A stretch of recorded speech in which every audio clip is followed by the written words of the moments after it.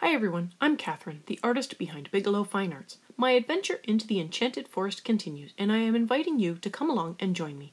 I have my map and artifacts with me, and I am coloring my way through the forest to seek the mystery in the castle at the center. If you are up for the adventure, grab your gear and let's begin this journey together. If you missed the first parts, I have the playlist linked above and at the ends for you to check out. Moving on to the stems of the mushroom, I used the brown ochre to fill them in with a light layer. I'm not 100% sure what final color I want these, but I definitely don't want them to be too dark. So a nice light layer with the brown ochre is a great starting point. I also filled in the ribs under the mushroom head with the brown ochre.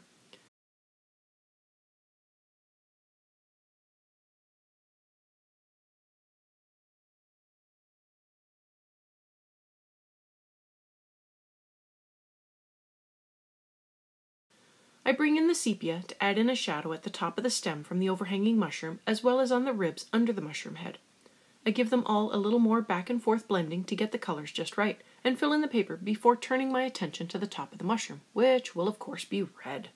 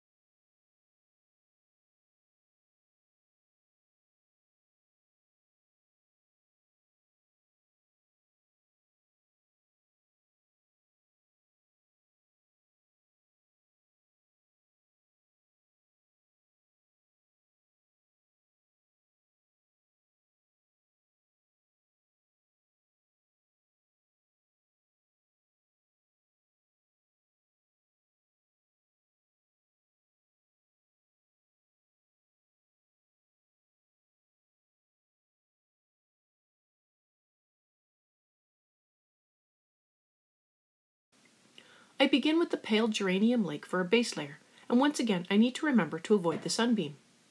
I put a light layer over all of the mushroom heads, and it is a little hard to see, but around the bottom of the mushroom around the back is a line that I assumed to be part of the top of the mushroom, so I also filled that in with the pale geranium lake.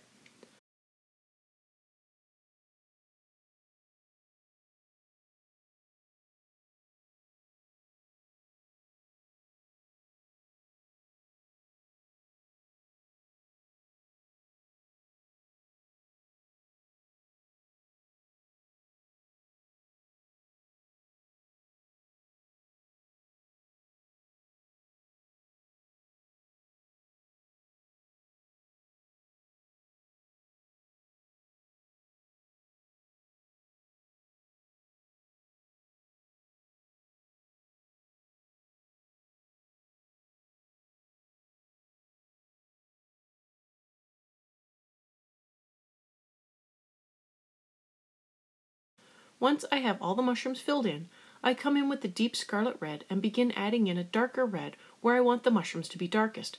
I leave a little of the geranium red exposed along the right side of the mushroom as well as at the top, but the left side and the bottom I use the deep scarlet on.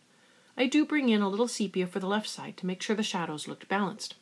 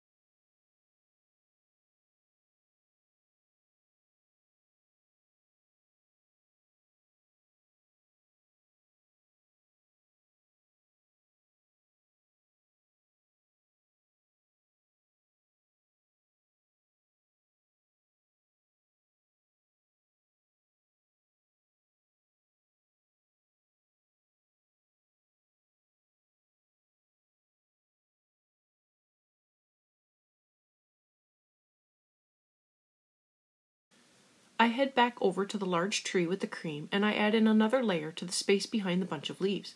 I want this to look like it is being lit from within by a lamp or something. I also use the cream in the two little spaces visible under the roots. Now with those little details out of the way, I get my warm gray too, and I am going to go through and add a layer of the gray over all the spots where I put the walnut brown. I want to get the walnut brown into the paper to fill the tooth, as well as blend the walnut brown with the sepia in the areas with shadows.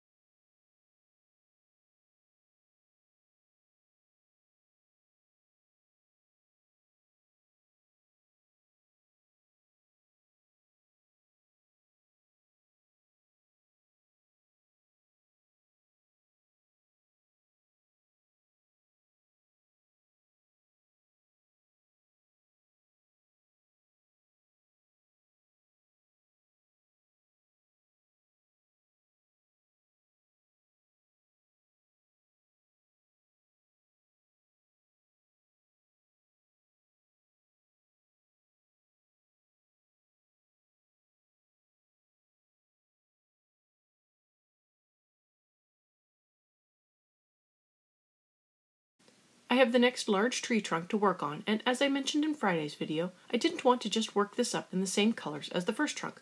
I want them to look a little different. Try to give each tree its own personality. But I do want the roofs to be the same. I like the red, and I think it works really well, so I'm going to come in with the pale geranium lake and add in a light layer over the whole of the scalloped roof areas. And of course, I forgot about the sunbeam and began adding the light red to the marked off area, and I had to erase it back. Oh well. But all those accidental colorings have given me an idea of how I might be able to deal with the sunbeam while still having color there. I'll have to think about how to make it work before giving it a try. But for now, back to the treehouse.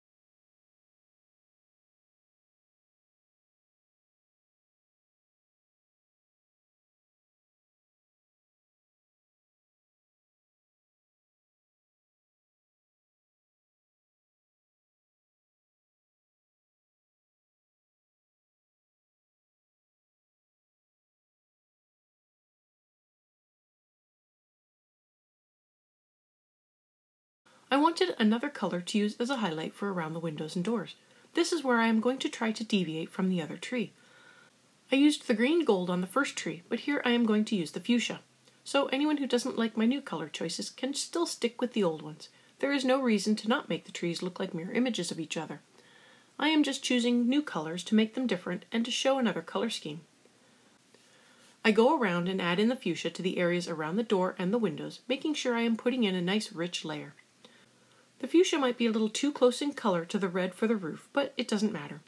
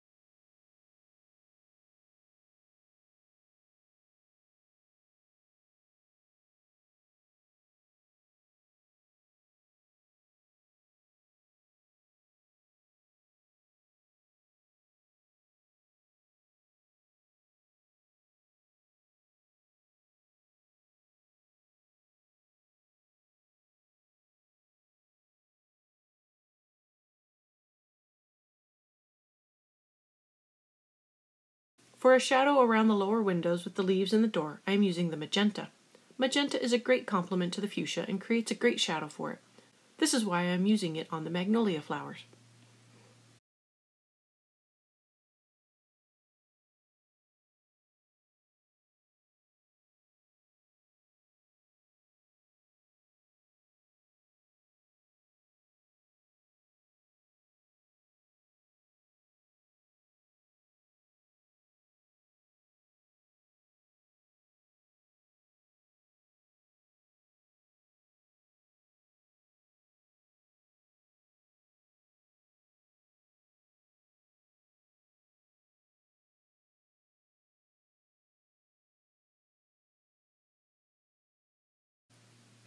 Now that I have that in place, I want to get my shadows set. I normally would have set them first, but I got excited and wanted to work up the cute red roofs again, and it's so easy to just get carried away. But I am back on track, and with my sepia, I am working on the shadows. I want to make sure I have a shadow running down the left side of the trunk, which would be furthest away from the light. After that, I want to look at each line and consider which direction it could possibly be bulging and add a shadow in the appropriate side of the bulge. For the most part, shadows will be to the left of a line, but there might be a time when it could be on the right, so I want to be paying attention to how I am shading the various lines to keep an eye out for such a situation. While I am doing that, I am also trying and failing to avoid adding color over the sunbeams. I think the sunbeams will look really cool when I'm finished, but for now, they have quickly become a royal pain to remember and work around. And if you've made it this far and have been enjoying coloring with me or just watching, I'd appreciate it if you'd give it a like and subscribe to stay informed of when I post another video, especially if you've enjoyed what you've seen so far.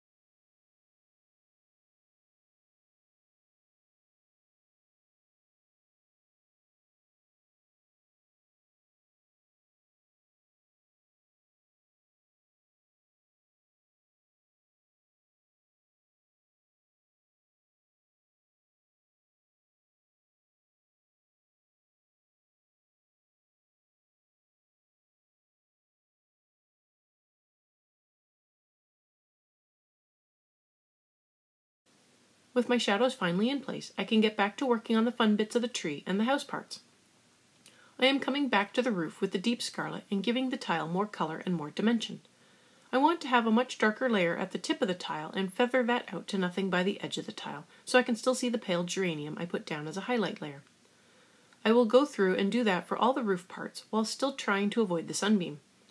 I touch up a few spots with the magenta and bring in the pale flesh for a few details around the windows, but unfortunately that will have to be it for today. Thanks for joining in with me on this adventure through the Enchanted Forest. Let me know below or on social media if you liked this journey. I'd love to know what you think. I'm on Twitter, Instagram, MeWe, and Patreon. Patreon has a short write-up, my palettes, and a list of the timestamps that I've made available for everyone. If you have any questions or page requests, please leave them below or reach out to me on social media. I put in a list of chapter breaks in the show notes, as well as a list of equipment I like to use. If you use any of my affiliate links, it really helps me out without costing you a thing. I want to thank you all so much for coming along and joining in with me on this coloring journey. I appreciate all my subscribers and look forward to more of you joining in and coloring along with me. Please like, share, and subscribe to help that happen. Until next time, happy coloring!